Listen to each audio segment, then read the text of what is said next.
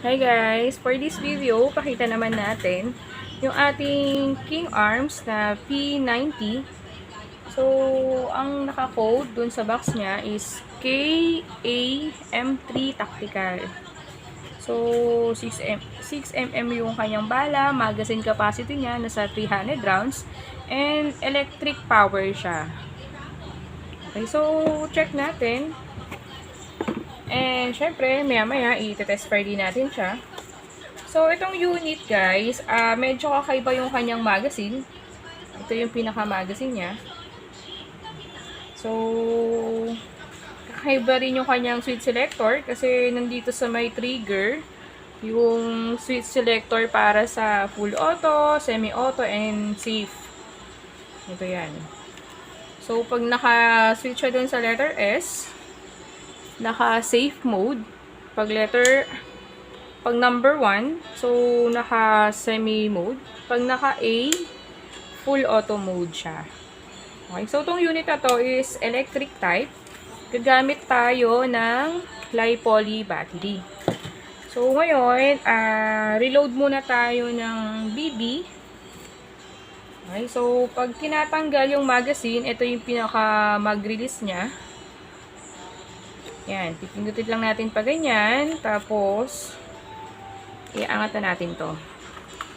Okay, so pansin mo, ang haba ng kanyang magazine, kaya niya 300 rounds. Okay. So, kung sa mga M4, ang magazine nila is dekamot. So, ito, diba? Bali, ito, iikutin natin siya para mahila niya yung BB paangat. Ayan. So, diikot siya na ganyan. Okay? Ang paglalagay din ng bala niya, dahil sa kakaiba yung kanyang magazine, kailangan mong ibaba to. Yan, pansin mo. Yan. Spring yan hanggang baba. So, pag nababa mo na siya na ganyan, saka mo i-open itong lagayan niya, yung cover para dun sa lagayan ng bala. Ayan. So, pag naka-open na yan, pwede na tayong mag-reload ng BB. Kuha lang ako ng BB. So, na-open na natin yan. Maglalagay na tayo ng bala.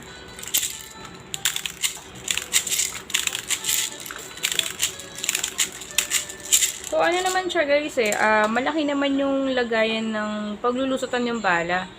So, pwede kang, kung may bote ka, pwedeng diretso. Ako kasi, parang mas madali lang gamitin ng may BB loader. Okay? So, lagay tayo ng BB. Ayan. So, pag nalagay na yan, hahawakan ulit natin to, yung sa spring. Para, syempre, para hindi siya biglang tumalsik. Diba? Para maingatan din natin siya. So, hahawakan natin yan. Saka natin i-close to. At dahan-dahan natin iangat. So, ano dun na yung mga bala. Saka natin iikutin to para ayan. Kumbaga sa M4, ito yung pinakakamot niya. Ayun. Okay? So, habang iikot natin yan, lagay naman tayo ng ating li-poly battery. Okay? So, siguro enough na yan. Mararamdaman mo naman kasi unti-unting humihigpit. Okay. So, okay na to. Naka-reload na tayo ng BB. Lagay tayo ng li-poly battery. So, pag naglalagay, same din ng mga rifle na sa bat. Pero, mas mabilis nga lang siyang lagyan kasi kailangan mo lang pindutin yan. Kasi, pipindutin mo lang yan, mag-i-slide na siya. Mabilis na siya i-slide. So, pipindutin mo lang yan, press mo lang yan. Tapos, mag-slide na. Okay, so mas mabilis. Mas madali siyang i-open. So, kung naka-open na yan, nandiyan nakatago yung mga wire para sa ating battery. Okay, so kabit natin para matest fire natin yung unit.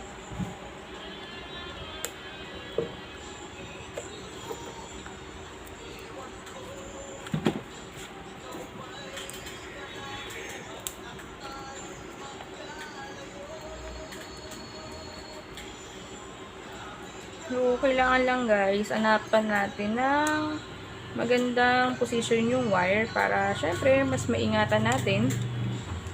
So, ganun din, pag ikakabit natin ulit to, kailangan din natin siyang i-press. I-press mo siya kasi para ito yung pag pinipress mo, yung pinaka-lock mo pasok. Ayan. So,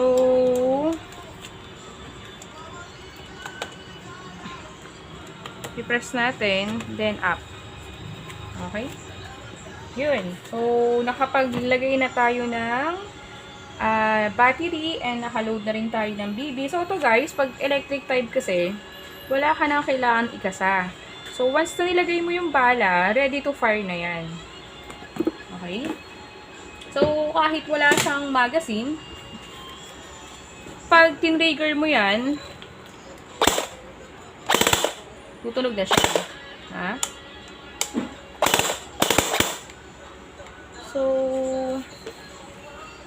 kaya always trigger finger out. Lalo na sa mga electric type. Kasi ganun nga, once na nag-load ka ng battery, automatic, pwede na siyang mag-fire. Pwede na siyang pumutok. Okay, so ganyan siya. Testingin natin na i-load yung ating magazine. Okay.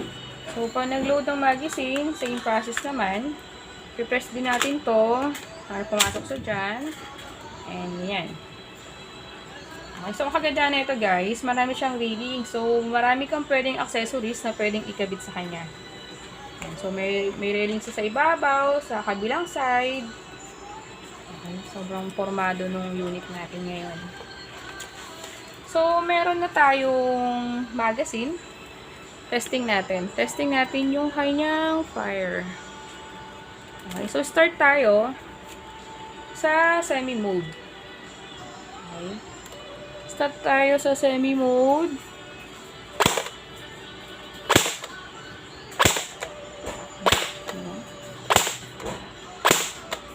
Ngayon, switch ko siya sa full auto. Ikutin ko lang to. Ngayon, ikutin ko lang tong part na to para sa full auto niya.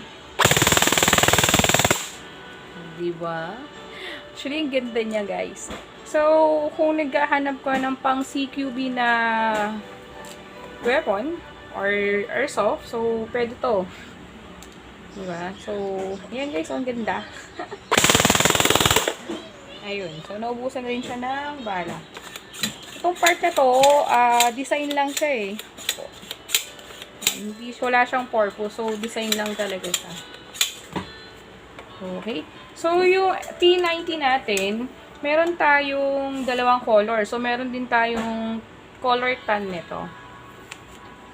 Okay. So, merong black and tan. Ito ay made in Taiwan. So, pag made in Taiwan guys, asahan mo na magandang klase, maganda yung quality nila. Okay? So, yun guys, gusto mag-order, pwede mo kami i-message sa ating FB page. At pwede namin ibigay yung information na gusto mo. Okay? So, yun guys. Thank you for watching. Bye-bye.